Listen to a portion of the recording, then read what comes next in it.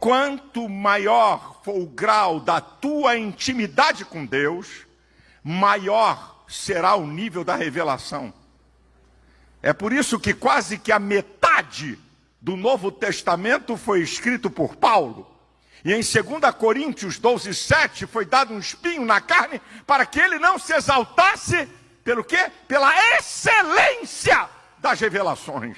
Porque esse homem possui intimidade com Deus. E eu quero dizer uma palavra: você pode ser pastor, mas o título de pastor não vai te dar intimidade com Deus. E eu digo uma coisa para o povo: tem crentes que tem mais intimidade com Deus do que pastor, porque obedece os princípios que eu acabei de falar. Então ele tem mais intimidade, por ter mais intimidade tem revelação que pastor não tem. Isso não é cargo, isso é obediência a princípios. Esse é um exemplo que eu e você temos que seguir. É uma instrução que nós encontramos na palavra de um ministério de excelência. Número 2, o que é que eu aprendo com Paulo? É que Paulo não abre mão da verdade do Evangelho. Não abre mão da verdade do Evangelho. Ah, se não existisse Gálatas. Gálatas é a carta da alforria da igreja. Se não existisse Gálatas, a igreja seria contaminada pelo legalismo judaico. E quando você chega em Gálatas capítulo 2, no versículo 5, ele diz: eu não me submeti nem por uma hora para que a verdade do Evangelho permanecesse entre vós. Depois, a partir do versículo 11, Paulo resiste a Pedrão na cara. Está lá no texto, pai de igreja, porque era repreensível. E você continua lendo, ele diz assim: é porque ele publicamente repreende a Pedro, porque eles não estavam direito falando a verdade do Evangelho. Quando estava com judeus era judeu, quando estava com gentios era gentio. Você é chapéu de 2 bicos? Que história é essa, Pedro?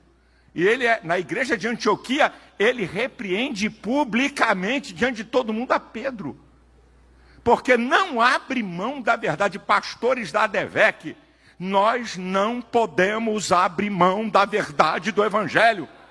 Pode vir com a moda que quiserem, com a teologia que quiserem, pesquise na palavra. Pode pregar e o fogo cair, pode pregar e virar tudo. Eu estou só conferindo o que pregam aqui, ó, com 66. Vai falando aí, brother. Vamos lá, vamos ver se está aqui dentro. Eu sou da Bleia.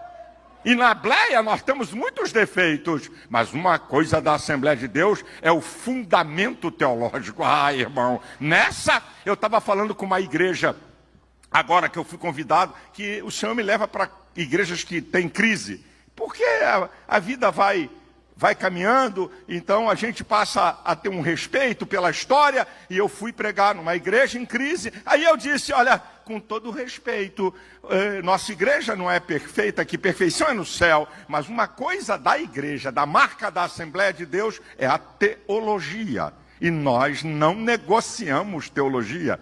E o apóstolo Paulo, ele diz em 2 Coríntios capítulo 4, versículo 2, capítulo 2, versículo 17, fala sobre os falsificadores da palavra.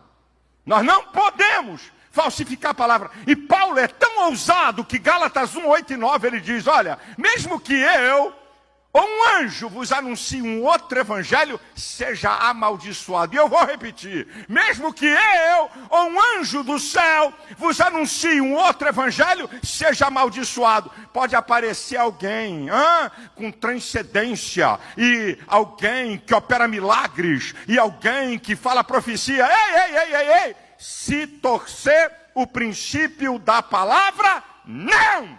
Se torcer os fundamentos do Evangelho, não! Não podemos abrir mão da verdade do Evangelho.